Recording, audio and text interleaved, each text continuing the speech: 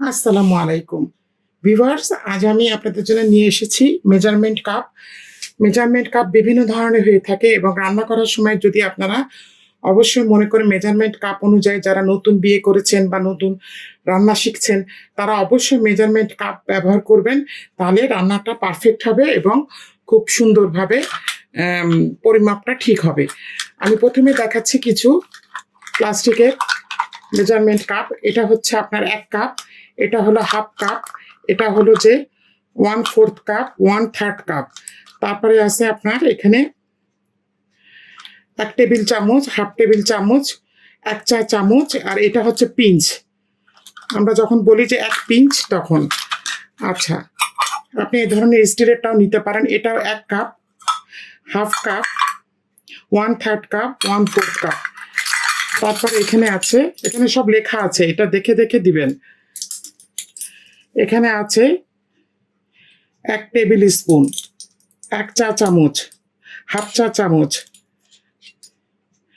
এটা হচ্ছে 1 চা চামচ, এটা হচ্ছে হাফ চা চামচ, আর এটা হচ্ছে পিঞ্চ।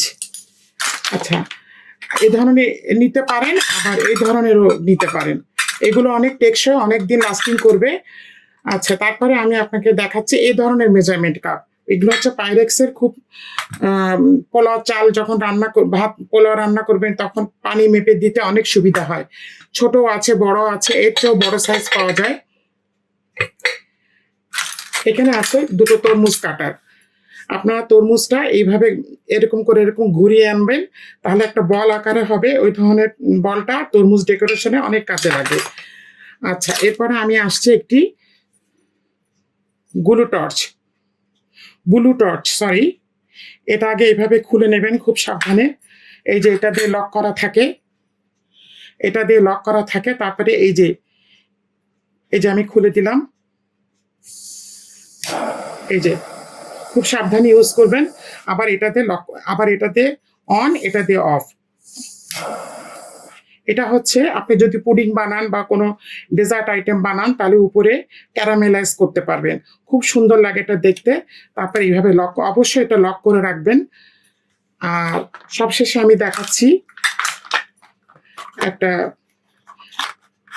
গ্যাস বার্নারের জন্য এই কোম্পানি নিতে পারেন, বাজাজ আছে, সেই কোম্পানি নিতে পারেন। খুব সাবধানে, ধরো পানি না লাগে, পানি লাগলে কিন্তু এগুলো আর জ্বলবে না। এবং এটা কিন্তু ওয়ান টাইম ইউজ। পাথর আছে এর ভিতরে, পড়ে গেলেও পাথর ভেঙে যায়, অনেক সময় কাজে লাগে। বেশি দাম না, এগুলো 100 টাকা দাম। এটা গ্যাসের চুলো জ্বালাতে বা যে কোনো